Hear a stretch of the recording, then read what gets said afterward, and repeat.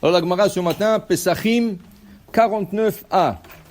Tanya Rabbi Shimon Omer, Kol Seuda she'ena shel mitzvah, en talmid chacham rashai lenot mimena. Une Seuda qui n'est pas considérée comme mitzvah. Alors un talmid chacham, un érudit, quelqu'un qui étudie à la yeshiva, quelqu'un qui étudie au kollel, quelqu'un qui étudie la Torah, n'a pas droit d'y participer. La Gemara dit que Gon Mai, donne-nous un exemple d'une Seuda qui n'est pas mitzvah. Amar Rabbi Yochanan, Kengon bat Kohen le Israël. Une fille de Kohen qui se marie avec Israël. Normalement, la fille du Kohen doit se marier avec un Kohen. Si elle est mariée avec Israël, ça baisse de niveau, il n'y a pas de mitzvah dedans. C'est pas une Seudat mitzvah.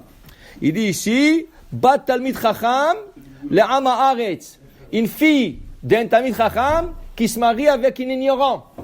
Il n'y a pas de mitzvah dedans et le Talmid Chacham n'a pas droit d'y participer dans le repas le mariage. Le repas de mariage, il n'a pas droit de participer. La Gemara maintenant va expliquer, c'est choquant un peu comme, ça veut dire alors quoi, les Kohanim doivent se marier que entre eux? Oui, on voit qu'il y avait des villes, par exemple à la ville de Djerba. Il y avait des villes, il y avait des autres places où il y avait des Kohanim qui se mariaient rien qu'entre eux. À l'époque du prophète Samuel, il y avait la ville de Nov. Que de Kohanim. Le Kohanim se mariait contre eux. Donc, alors la Gemara dit comme ça.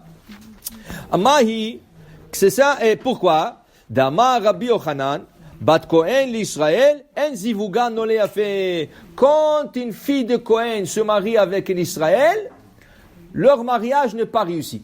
Comme ça dit Rabbi Yochanan. Donc, la Gemara, elle ramène des autres choses. Elle dit, Amar Rav Chizda, qu'est-ce qui peut arriver? O almana, o grusha. Okay? Alors il dit ici, ve'meviato l'idéaniut. Ça peut même emmener la personne qui se marie avec la fille du Kohen à être pauvre. C'est dur comme... et c'est pas ce qui se fait dans le monde. Alors on va expliquer ça. Dit la Gemara, va'ini, comment tu dis cela? Comment Rabbi Shimon Bar Yochai nous dit cela? Va'amar Rabbi Yochanan, et Rabbi Yochanan disait, arotse shit asher, yedabek bezaro shel Aaron. Au contraire, Rabbi Yochanan dit, tu vas devenir riche, marie la fille d'un Kohen. Elle va te donner une bracha, tu vas devenir riche. Alors Rabbi Shimon Bar Yochai dit, si tu te maries avec la fille du Kohen, tu vas devenir pauvre. Rabbi Yochanan dit, non, tu vas devenir riche, marie la fille d'un Kohen. Alors à qui il faut écouter? C'est de grands rabbanim. Okay? Dit la Gemara, Rabbi Yoshua Nassif Kanta, il dit la Gemara, la kasha, Abe Talmid Chacham, Abe Am Haaretz. Voilà la résolution. Si tu es Talmid Chacham et tu te maries avec une Kohenet, tu vas devenir riche. Si tu es Am Haaretz, tu n'étudies pas la Torah, tu vas pas à la synagogue, tu vas devenir pauvre. Pourquoi? Alors le Rav Ovadia Yosef Zatzal, il explique comme ça. Il dit, même quelqu'un qui n'est pas au kollel toute la journée, même quelqu'un qui n'est pas rabbin, il n'est pas érudit, il veut se marier avec une fille de Kohen, obligatoire pour lui, s'il veut garder son mariage bien, il veut avoir la réussite, il veut devenir riche, il est obligatoire pour lui d'étudier chaque jour la Torah. Fixer un temps pour la Torah, au moins 1 heure par jour. La Torah, pourquoi? Parce que c'est un manque de respect à la tribu de Aaron que sa fille s'est mariée avec quelqu'un qui n'étudie pas la Torah. Qu'est-ce que la Torah nous dit, le prophète nous dit?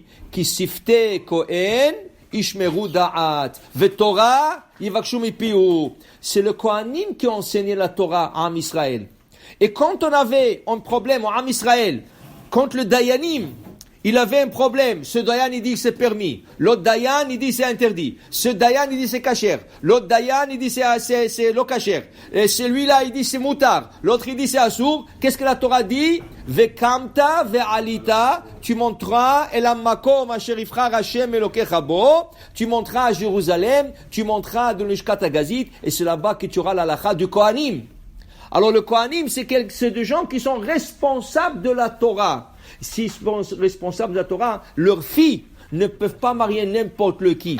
Alors, si tu veux réussir avec ton mariage avec une Kohenet, obligatoire que tu dis la Torah. Dit la Gemara, Rav Idi bar Avi Nasif Kanta, Rav Idi bar Avi s'est marié avec une Kohenet, Nafku Mine Tre Bene Samche. Il avait 2 garçons, des érudits.